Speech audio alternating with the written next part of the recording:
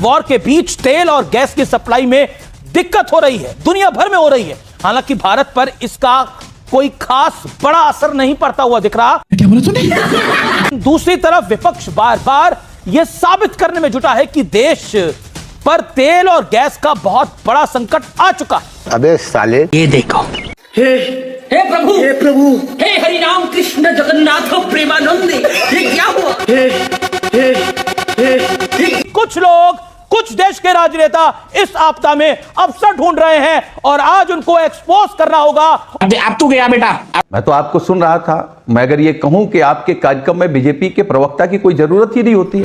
आपने ओपनिंग में ही भारतीय जनता पार्टी की सरकार को इतना बचाव कर दिया और ये साबित कर दिया देश के सामने कि जो बीजेपी से सवाल कर रहा है वो देशभक्त नहीं है। मैंने बिल्कुल ऐसा नहीं बोला कि जो बीजेपी से सवाल। बोलने दे, तकलीफ हुआ है बेचारे को। बोल। जो अफवाह के बाजार को गर्म कर रहा है वो देशभक्त है कि नहीं है, वो आप बताइए।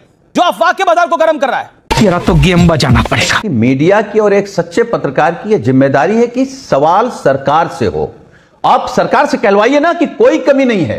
हिम्मत कहलवाइए ना कि गोरखपुर में क्यों मारपीट हो रही है, क्यों अयोध्या में होटल बंद हो गए हैं, क्यों प्रसाद नहीं बन रहा है। अब मैं अगर आपसे यह कहूं कि आपकी डिबेट में आने से पहले अभी मुझे एक फोन आया काकोरी लखनऊ से, 2 लोग परेशान, उनकी बेटियों की एक की आज शादी है, एक की कल शादी है, सिलेंडर नहीं मिल रहे हैं, कैसे खाना बनेगा। आप कह रहे हैं कि जो सवाल कर रहा है वो विपक्ष का है। अब आए ना लाइन पे। बीजेपी को कोई संकट नहीं है, ना बीजेपी के समर्थकों को संकट है गैस का, ना अंधभक्तों को।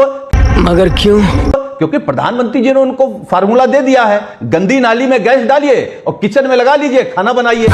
मुझे क्रेडिट नहीं चाहिए। और आप एक बात कह रहे हैं कि आपदा में अवसर विपक्ष खोजता है। आपदा में अवसर खोजने के जनक कौन है, उनका नाम क्या है? मैं नहीं बताऊंगा। उनका नाम है आदरणीय नरेंद्र मोदी। ये तो लेने के देने पड़ गए।